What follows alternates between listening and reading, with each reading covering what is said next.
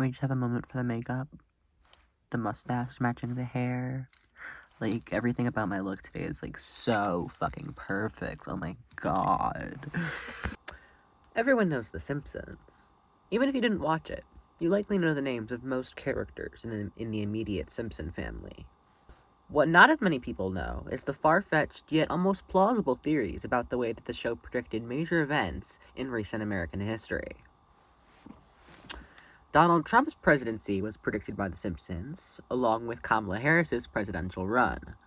The Simpsons also mentioned famous internet urban legend, Polybius, and has anticipated many other real and fictional events that have happened recently.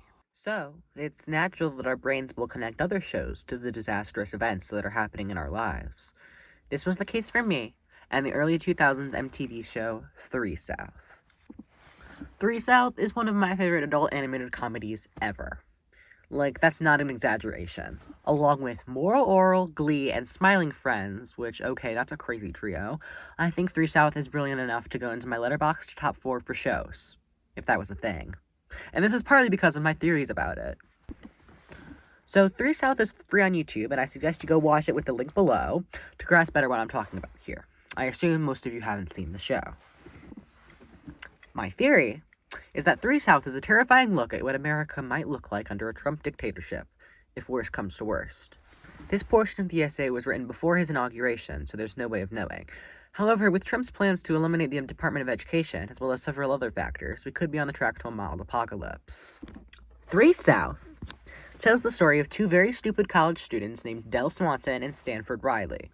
Their idiocracy is balanced out by their roommate Joe Tate, who is quite a bit smarter than both of them and doesn't really belong at Barter College anyway.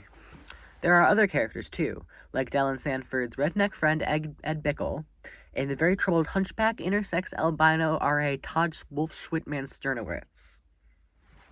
Wow. All the characters, while amusingly stupid, make bad decisions, are unhealthy, and generally unintelligent. This kind of foolishness might come from a lack of effort in school, or could come from a lack of proper schooling. It makes sense that 3South might be showing the future of America post-eliminating the Department of Education. But maybe I'm just being silly. In the episode Midnight Del, the dean is shown to have an entire military force at his every disposal. Considering we find out later that Barter College is the 12th best college in the state, this doesn't make sense. Until you realize that Donald Trump plans to use the military for absurd reasons like this. These are honestly my only main examples because 3South is short, with 13 episodes ever airing. Personally, I think they should make some more 3South because it's very apparent that there was plenty more story to tell. This show made an Epstein joke in 2002, for heaven's sake. They could play of the satire plenty. And I also don't think this is a show that can be ruined by them producing more of it, because it's so stupid that they can't really get anything wrong with the reboot. Is this theory that I've come up with truly credible? Probably not, so don't put me on a watch list or anything. It's just a fun idea I had. I'm sure America will be totally fine with the orange in office.